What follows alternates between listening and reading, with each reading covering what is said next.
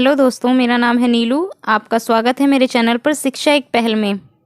तो दोस्तों, आज मैं आपको गौतम बुद्ध के जीवन से जुड़ी एक ऐसी कहानी सुनाने वाली हूँ जिससे आपको यह पता चलेगा कि गाली देने से या दूसरों को अपशब्द बोलने से उस व्यक्ति पर क्या प्रभाव पड़ता है।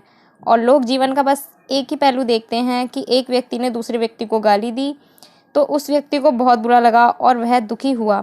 पर आज इस कहानी को सुनने के बाद आप यह जानेंगे कि अपशब्द बोलने वाले व्यक्ति या गाली बोलने वाले व्यक्ति ऐसा इसलिए करते हैं क्योंकि वह स्वयं पर ही नियंत्रण नहीं रख पाते और खुद ही गाली बोलकर या अपशब्द बोलकर दूसरों की नज़रों में गिर जाते हैं। तो दोस्तों, इस कहानी का नाम है अपशब्द ना बोलें या बुरा ना बोलें किसी को। एक बार की बात है, महात्मा गौतम बुद्ध एक ऐसे गांव में गए जहां सभी उनसे नफरत करते थे और सभी उनके बारे में भला बुरा कहते थे। तो महात्मा गौतम बुद्ध उस गांव की एक बार एक गली से गुजर रहे थे। सभी गांव के लोग उन्हें गलत बोलने लगे, उन्हें गालियां देने लगे।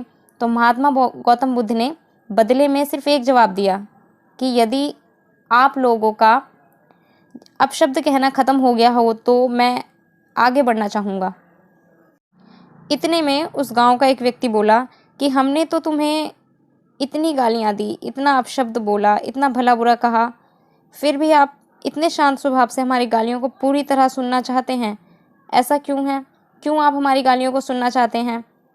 गांव के सभी लोगों की ये बातें सुनकर महात्मा गौतम बुद्ध जी ने जवाब दिया कि यहाँ इस गांव में आने से पहले जिस गांव में मैं गया था वहाँ लोगों ने मेरे स्वागत में मुझे उपहार दिए थे और मिठाइयाँ दी थी, लेकिन मैंने वो सभी उपहार और मिठाइयाँ लौटा दी क्योंकि मेरा पेट भरा हुआ था। तो एक बात सोचो और बताओ कि उन लोगों ने उन मिठाइयों का क्या किया होगा।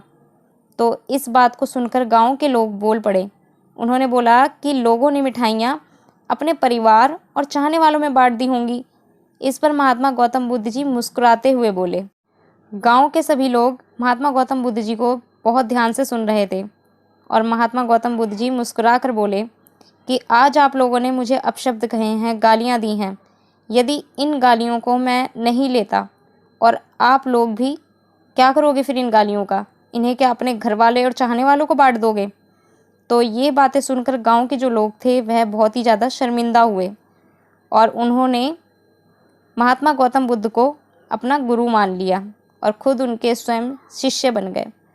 तो दोस्तों, इसी प्रकार हमारे जीवन में भी कुछ ऐसी बातें होती हैं और किस्से होते हैं जहाँ लोग इसी प्रकार हमारी अवहेलना करते हैं और अपशब्द बोलते हैं। तो ऐसी जगह आप सिर्फ महात्मा गौतम बुद्ध की इस कहानी को याद रखना कि अगर हम इन बातों को नहीं ग्रहण करते हैं, अपने ऊपर नहीं लेते हैं, तो ये अपशब्द बोलने वाले व्यक्ति को ही खोखला बना देते हैं। तो दोस्तों, आशा करती हूँ आपको यह किस्सा, यह कहानी बहुत पसंद आई होगी और ये कहानी सुनने के लिए धन्यवाद। और हमारे महात्मा गौतम बुद्ध ऐसे थे जिनके दुश्मन भी एक समय पर आकर उनसे प्रेम करने लगते थे और उनके शिष्य बन जाते थे। तो दोस्तों, अगर आपको हमारी ये वीडियो पसंद आई तो वीडियो को लाइक करें, शेयर करें और चैनल को सब्सक्राइब करें।